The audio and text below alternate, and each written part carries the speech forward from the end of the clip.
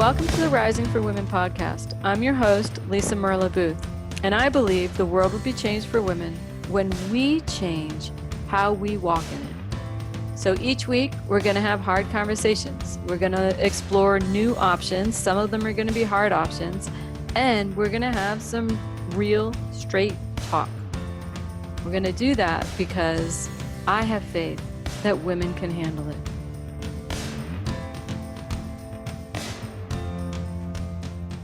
Hi, you all. Welcome to the Rising Podcast for Women with your hosts, Lisa Merlo-Booth and Arlene Newman. Dee is not with us today, but she's with us in spirit. So Arlene and I are going to talk about something that we both see a lot in our work with couples, and that is defensiveness. So let's jump in, Arlene. What are your thoughts about defensiveness? Where do we even begin? Gosh, to me, it seems like that's where most couples come in. They come into the office both fully armed, defended, and not have a clue that is such a major obstacle to them having what they want, having intimacy. They just don't get how that gets in the way. Mm-hmm. They all crave connection and intimacy, and they do not see how their defensiveness makes that impossible for them. Wow. That was a powerful statement what you just said. And I couldn't agree more, where defensiveness makes intimacy impossible. And intimacy is what everybody craves. Yes. So they all come in, underneath all the complaints is not feeling that intimacy. Yeah. Not really being able to identify that what gets in the way is the partner's defensiveness and their own defensiveness. Mm-hmm. So let's talk for a moment about what defensiveness is and how it shows up. I'm going to read something from John Gottman, his description of defensiveness, which I thought was interesting. And then let's talk about all the ways we see it in our office, because it can show up in so many ways. So John Gottman says, defensiveness is self-protection in the form of righteous indignation or innocent victimhood in an attempt to ward off a perceived attack. Mm-hmm. Defensiveness is almost always a way of blaming your partner. It sums it up. Right? It's really true. It's really true. Yeah. So let's talk about, defensiveness is almost always blaming your partner. One way defensiveness shows up is directly blaming your partner. It's spinning. I call it spinning, right? I say to you, I don't like how you talk to me. And they're like, well, if you didn't just ignore me, I wouldn't have to talk to you like that. You made me do it. Maybe next time. And they like, all of a sudden now I'm like, oh my God, I did something wrong. Like what? Starts getting a little crazy. Turning the tables. So if I bring something to you and it feels like a criticism and you can bear to be criticized, then what's the best defense is an offense. Is a good offense. I attack you. I tell you, well, what about when you do that? You do the same thing. You know, why that to me? Look at all the times you've done that. And we're off to the races. And nothing heard, nothing gets worked out. It's so tough. What are some other ways that you see defensiveness play out? Where do I begin? Dismissiveness, diminishment. It wasn't that big of a deal. Why are you so sensitive? That's dismissive and Oh, there are more subtle ways than that. Not that I can think of any off the top of my head, but I hear it all the time.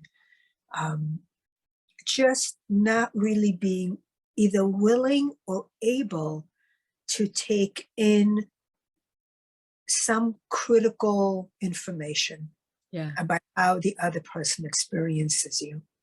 Yeah. And I say another common way I see is explaining. Oh my God. A lot of explanation. That You that know, 90% of the time, that's how couples communicate. They right, explain the way, they explain everything. right. That I think couples don't know how to really hear without feeling that toxic shame that we talk about so Right. much. Right. So if you did something that you were not aware of that hurt me, and I bring it to your attention, you feel so attacked and so criticized and so shamed that you can't bear it. So you have to swat it away. Yeah.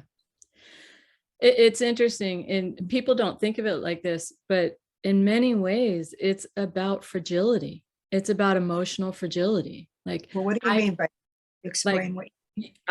I'm too fragile to hear about what I did. I'm too fragile to be able to acknowledge that I made mistakes, because then, oh my goodness, I'm a bad person or something's wrong with me. And so I can't I can't hear you blame me for anything. I can't acknowledge anything. I just don't have the strength to be able to do that, because if I do, then that means I suck or something's wrong, and Do I you can't. mean by strength? I don't have the strength. Do you mean I don't have the self-esteem to know my worth when you see something about me that um, is critical?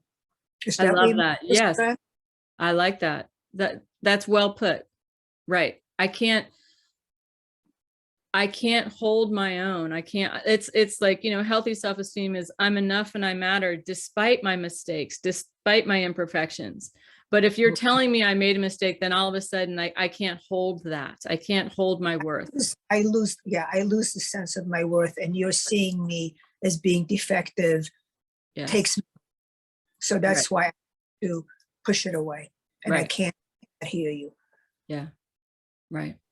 And, so people, so that you can justify, rationalize, and explain. Those are, I'm tired, I had a hard day, what do you expect from me? Right.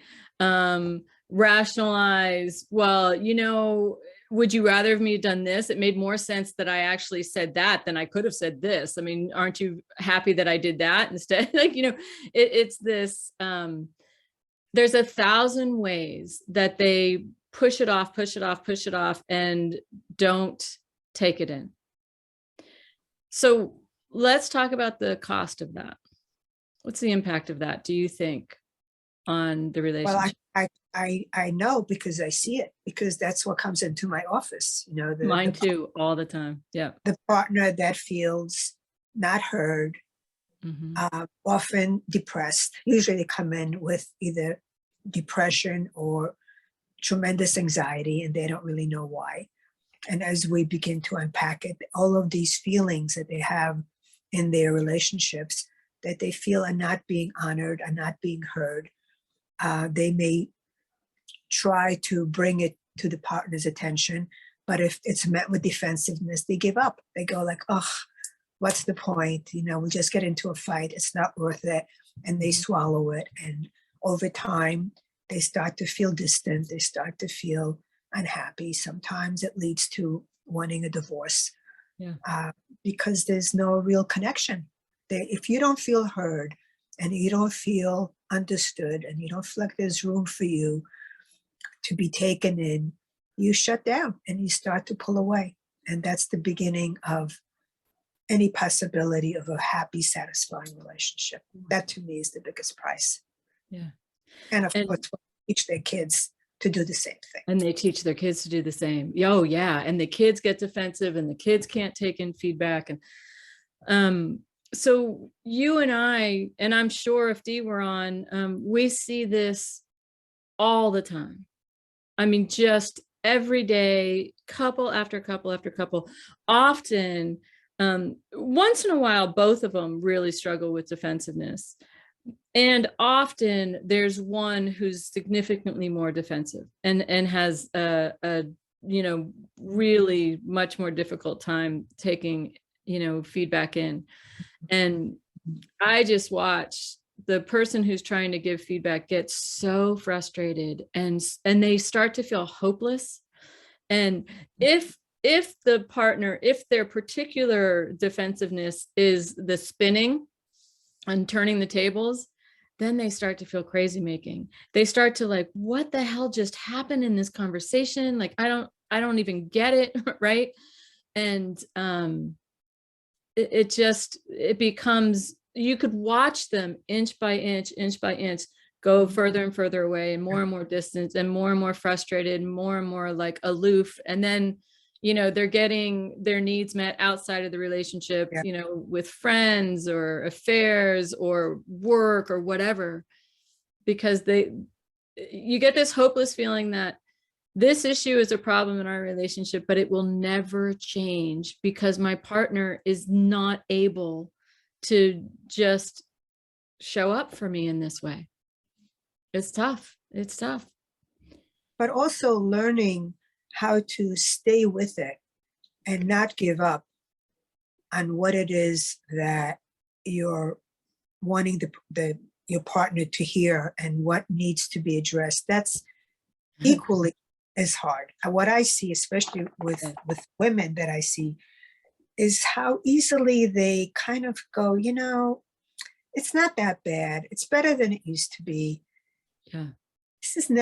I'm never going to get really what I want. So, I'll find other ways of managing my complaints and my grievances and my unhappiness.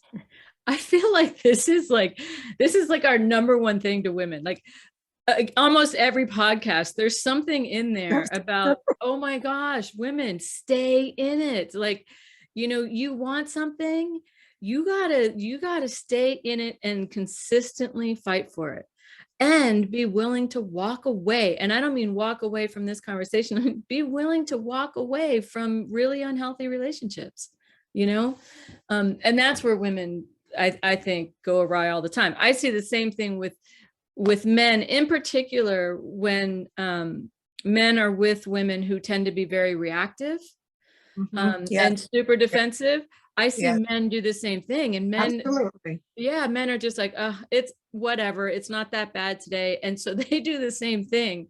Absolutely. And so what I would say is, stop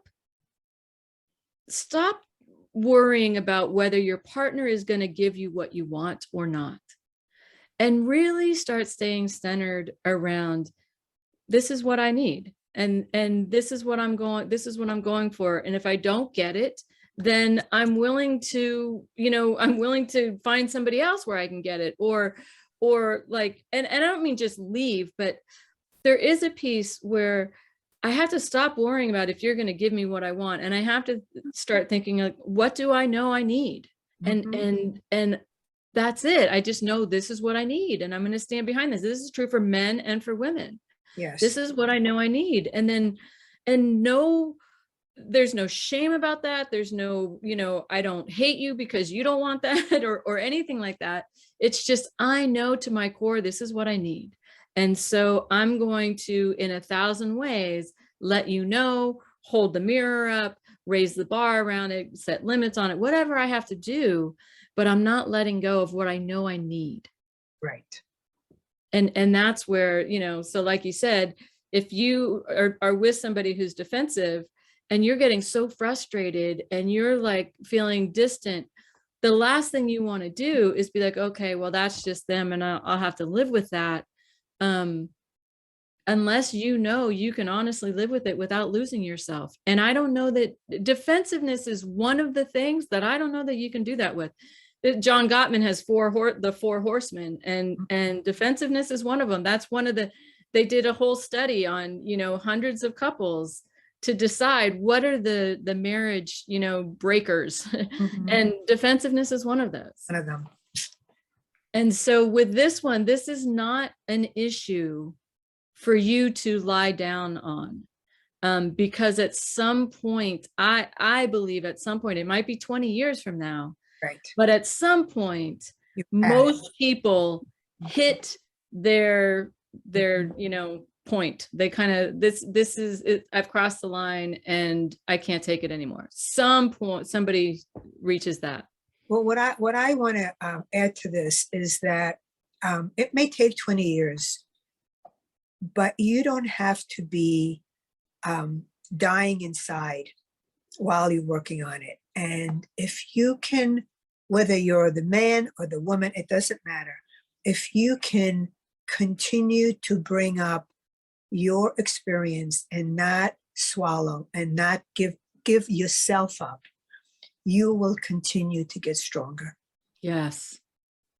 Yeah. So even in the face of defensiveness, for you to be able to stand up and say how you feel when your partner is not hearing you, and make that be important to say, even if they can't respond, for you, for your own self-respect, it's important to be able to keep talking and keep saying, and not shut up, not shut down, and not shut up.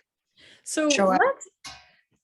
let's kind of show them that. Let's play that out for a minute. And I'd like to do this from two different angles. One, how to be accountable and not defensive. And two, how to respond when your partner is defensive. So let's say you're telling me something and I'm getting defensive and I'm like, oh, you're so sensitive. Why are you always so sensitive? Okay, so I would say to you, you know what, right now, you're being really dismissive. I don't feel heard. And it's really important for me right now that you try to hear me. I did hear you. And I think that what you said, like, you're being silly. I think you make such a big deal about everything. So now you're doing more of that, and I don't like it. I feel really shut down, and it's painful. It's painful what you're doing right now. This kind of behavior, when you do this and you're doing it right now, it hurts, and it makes me want to shut down and move away from you. And it's not really what I want. Well, you keep bringing up these little things. It's painful to me. Well, I understand that. I am very happy to hear how I could talk to you about these things without hurting you, because the last thing that I want to do is be hurtful. But I am not happy with the way things are going between us right now. Mm-hmm. Okay, so let's talk about a couple things that you did right there. Okay. So one, you held up the mirror, right? This is what I'm seeing you're doing. Two, you stayed steady and grounded. You didn't, and you kept a consistent message with them, right? The message being, this is how I am experiencing this, and this is important to me. No matter what you say, right? I'm holding my feelings as being important. Even if you tell me I'm silly, I'm a big exam, whatever it is that you're saying, it doesn't matter, because that's an attempt to manipulate me, right? To change how I am feeling. It's not hearing me. Right. Well, and what's particularly tough for women is women start to question, am I being silly? Am I making a big deal about that? And no, you're not going there at all. It's, I trust that I know what I know, and I'm standing behind it. And this is, I'm sharing this with you. This is what I'm telling you. When he tried to turn it around, or she tried to turn it around, when I kind of played it back, and I said, yeah, it'd be nice for you to do that. And you said, well, I'm willing to look like that. I'm willing to look at that. And right now what you're doing is, that's disarming, because in that moment when you're doing that, you're partnering with me. And for a moment, I start to see myself a little bit.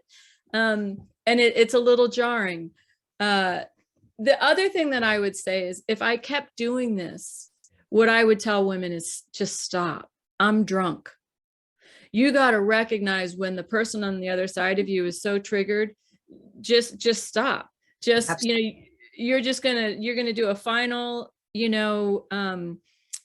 just a final statement, which is this dismissiveness and defensiveness is actually killing our marriage. I just want you to know, I'm going to end the conversation. And then go, because they're triggered and they're not going to get out of it. And you don't want to keep going back and forth, but you do want to do it a few times. You do want to stay in there. And when you do that last statement is a strong statement that is about having your back.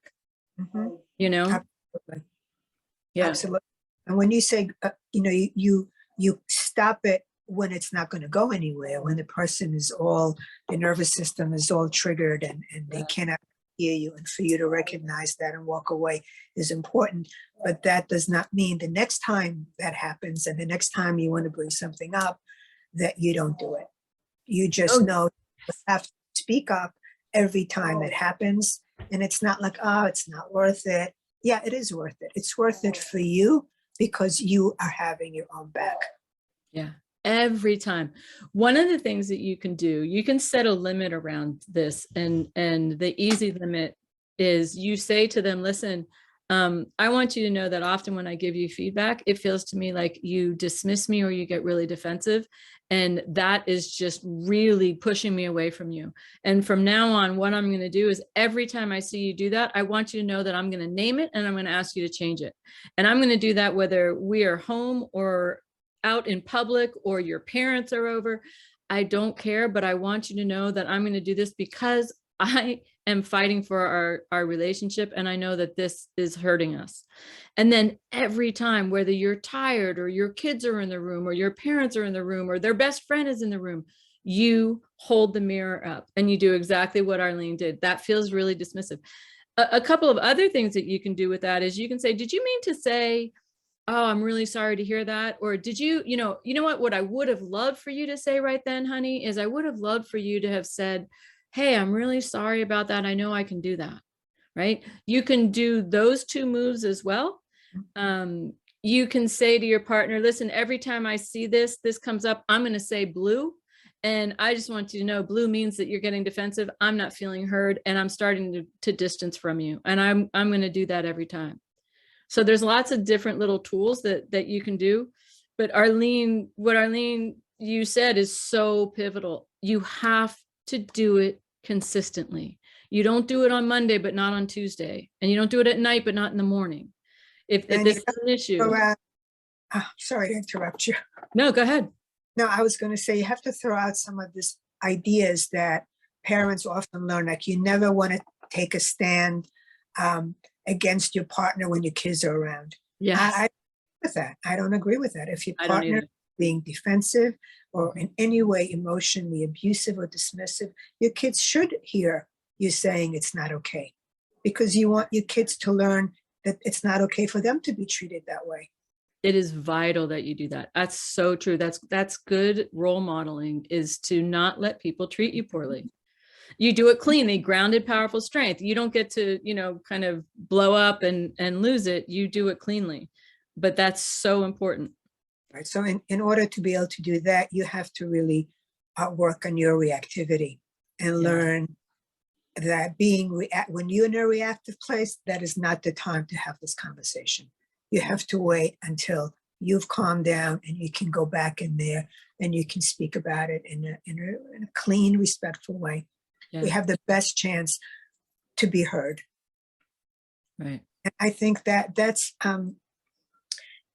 pivotal. I don't know that we address that enough. I think a lot of people that are very defensive are used to also getting feedback in a way that's critical and demeaning, which adds to their defensiveness. So learning how to give feedback. Yeah. Is very important. You got to do it clean. Yeah.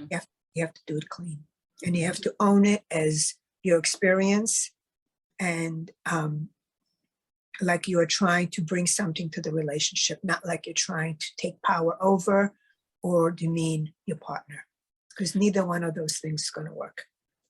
Perfect. Okay. So let's do that. So you give me feedback. So let's talk about, we're going to role model now, being accountable, non-defensively. Actually, let's do this fun. So you give me feedback, and then I'm gonna respond to you defensively first, and we'll stop it there. And then I'm gonna do it again, but I'm gonna do it clean, just so people can get a feel for it. So I'm giving you feedback about something right now. Yes. So you're my partner. You're giving me feedback, I don't know, about how I speak to you or something, right? And at first, so people, when you're listening to this, put yourself in Arlene's chair, so to speak, right? And feel what my reaction feels like to you if you were my partner. All right. So get a sense. So, okay, Arlene, and first I'm not going to do it clean. And then the second one I'll do clean. So go ahead. So, Lisa, the other night when we were out and we were having dinner with our friends, I mentioned to you something about the food, and you looked at me with this very contemptuous face, and you said, "Ah, you're always so picky. Can't you just enjoy what we have here?" And I have to tell you, that was very hurtful. I felt very put down and demeaned by that, and I didn't like it. And I don't want you to behave that way towards me ever, not in front of people, but never even between us. It's humiliating and it's disrespectful, and I really don't like it. Well, so you know that you are really picky eater, and you were taking a long time ordering, and everybody at the table was waiting for you. It's not like I was the only one. I just kind of spoke it. And I actually, Arlene, I think you need to work on that. I have to tell you, the way you're talking to me right now makes me feel even more shut down and more insulted. I don't feel heard. I don't think you heard what I was saying to you about how I felt. You're being very defensive. And it's really actually the feeling I have right now is kind of hopeless and helpless. And it makes me want to shut down, which I'm not going to do because our relationship is too important to me. But that is how I feel with you right now. Okay, stop. So there's one. And how did my response feel to you, Arlene? I wanted to smack you. Right? Right? So okay, so here, that's so funny. So as the person on the receiving end, like in Arlene's chair, you can imagine you just want to shake them and be like, are you kidding me? Right? But you can't. You don't want to do that. You do want to have your back and say something. So my response to her was really off, was absolutely not okay. And one of the things I want you to pay attention to, what happened there is I was in my story, not Arlene's story. And we're going to talk about this in a moment. When you're working on not being defensive and you're working on being accountable, if she comes to me in a place of upset, I need to be 100% in her story. I'm trying to understand what it was like for her, what it feels like for her. I want to have empathy for her. I am not at all thinking about me and how I was impacted. No, it is not my journey right now. It's hers. So I didn't feel 1 ounce of that, by the way. Right. Not even for a second did I feel like you cared that I was coming to you with something that upset me. Right. Because frankly, I didn't give a damn. Why I wanted to smack you.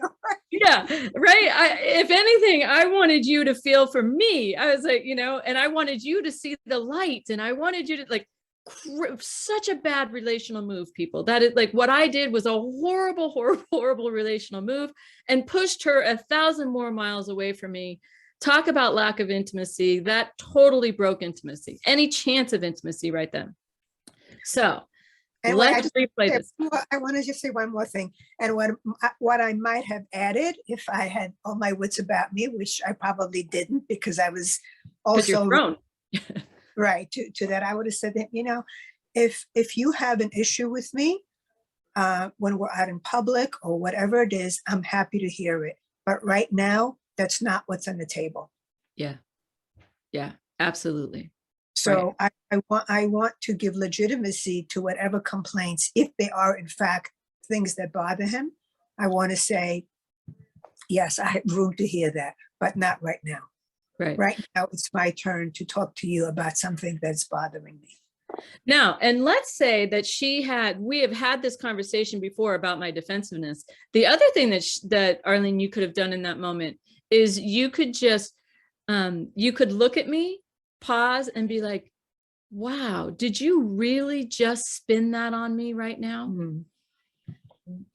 And that moment is just holding up a mirror to me, just like, stop speaking for a moment. Like sometimes the work is in the silence. Like, let me see myself. You could do that. You could also add something like that's exactly what I've been talking to you for the last 3 weeks is about the defensiveness. I am so disappointed that that was your response. I And love that. then you take a deep breath in front of them. You're like, wow. And then let them sit with that. So that could have been another option. All right. So now let's do it again, but this time I'm going to do it clean. And I want everybody who's listening, I'm going to be in her story, not mine. 100% in her story. Okay, Arlene, tell me again. Give me feedback from the start. Okay.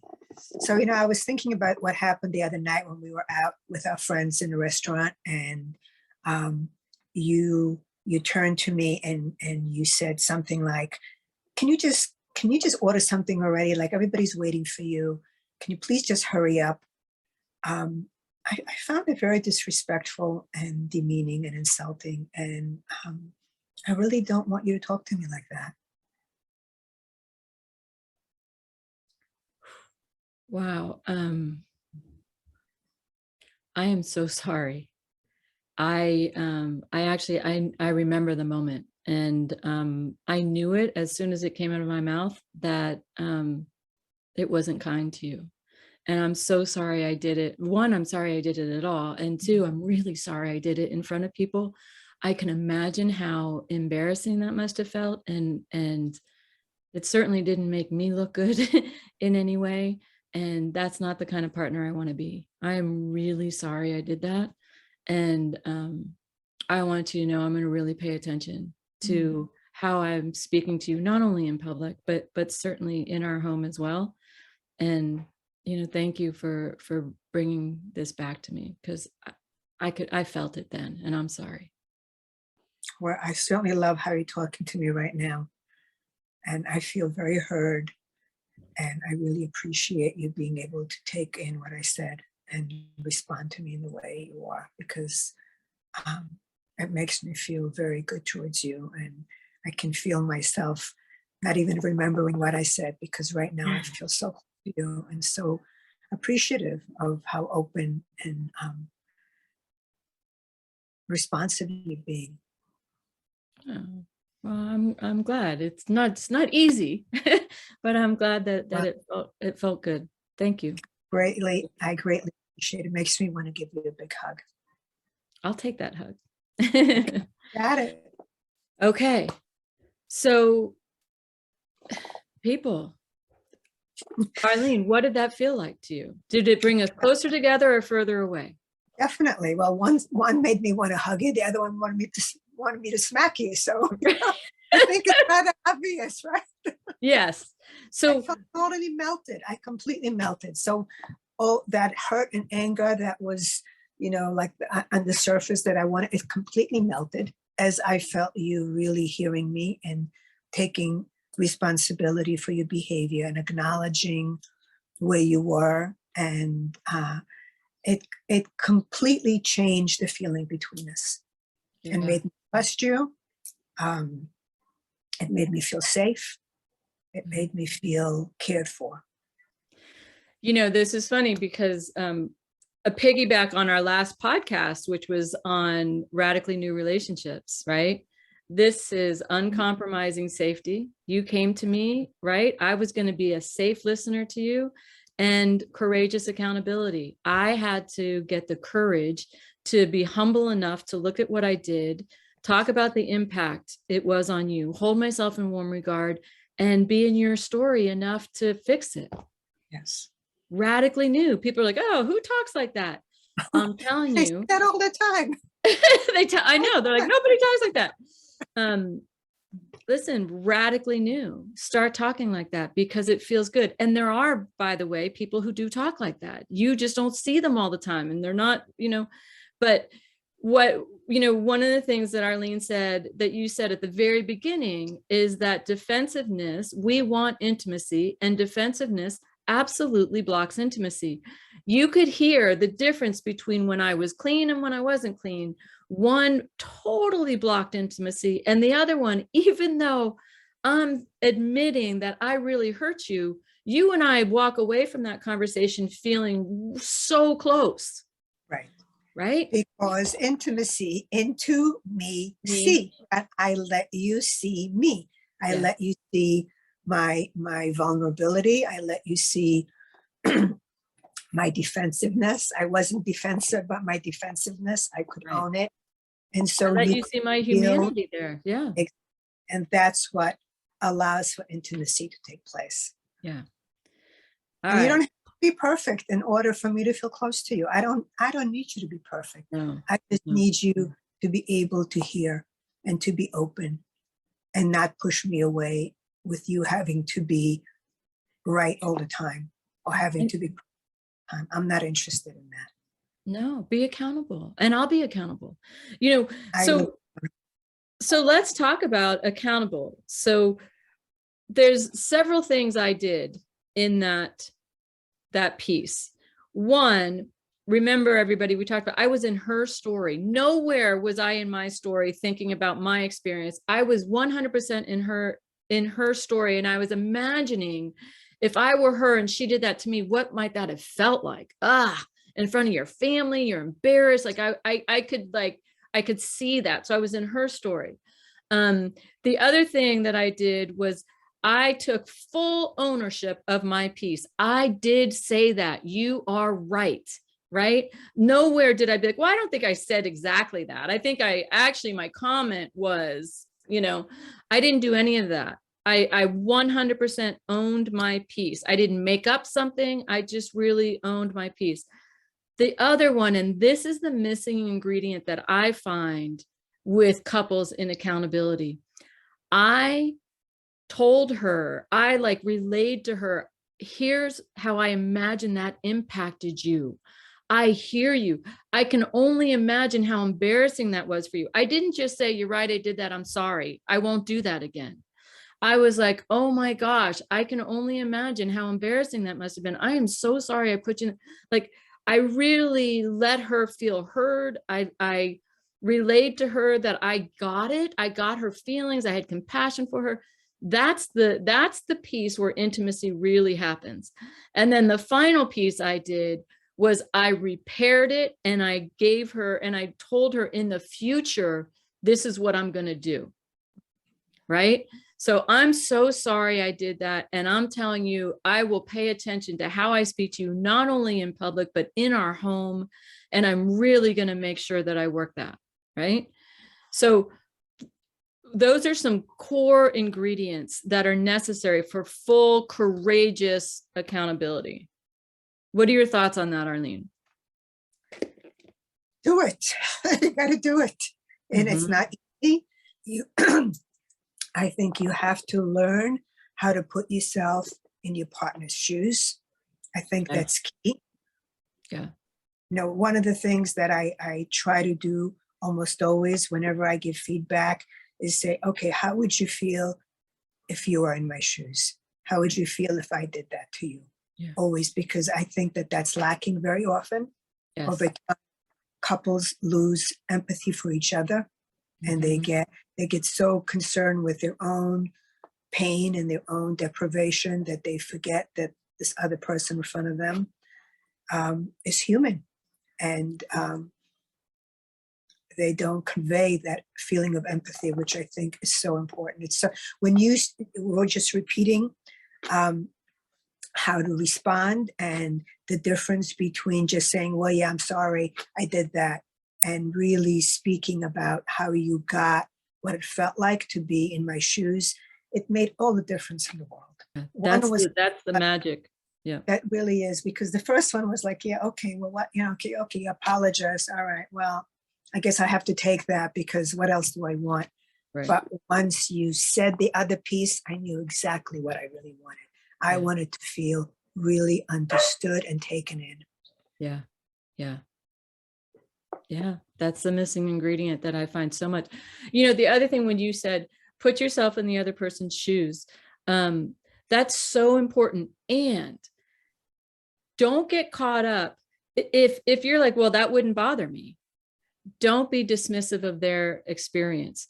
Then if that doesn't work, you be like, I wonder why it bothers them. Let me really understand why it's bothering me. Oh, I get why that bothers her. For me, I can eat rare meat and I don't really care. But for her, she had, rare meat means whatever. And so knowing your partner and having compassion for their experience, who they are, all that, if it wouldn't bother you, then you even more so have to put yourself in their shoes. Don't judge them. Right. Because remember, a relationship is a journey of getting to know another human being, right. And they are going to be different than you. Yes. And if you can be curious and interested in how their experience is different than yours, you can grow. Yeah. And I see this a lot. Men in particular, we shut males down at such a young age. We teach them to numb out and not feel anything, that they're like, nothing bothers me. Right. And so it can be super dismissive because they have trained themselves. Sadly, I hate that our culture does this to men, and I would really hope we stop doing it.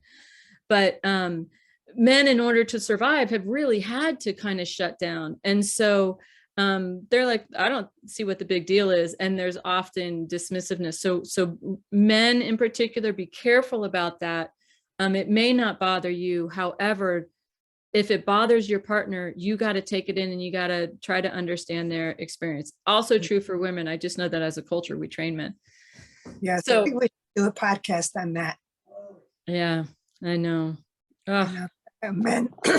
Men have been dehumanized, and they don't often recognize the price that they've paid to not feel.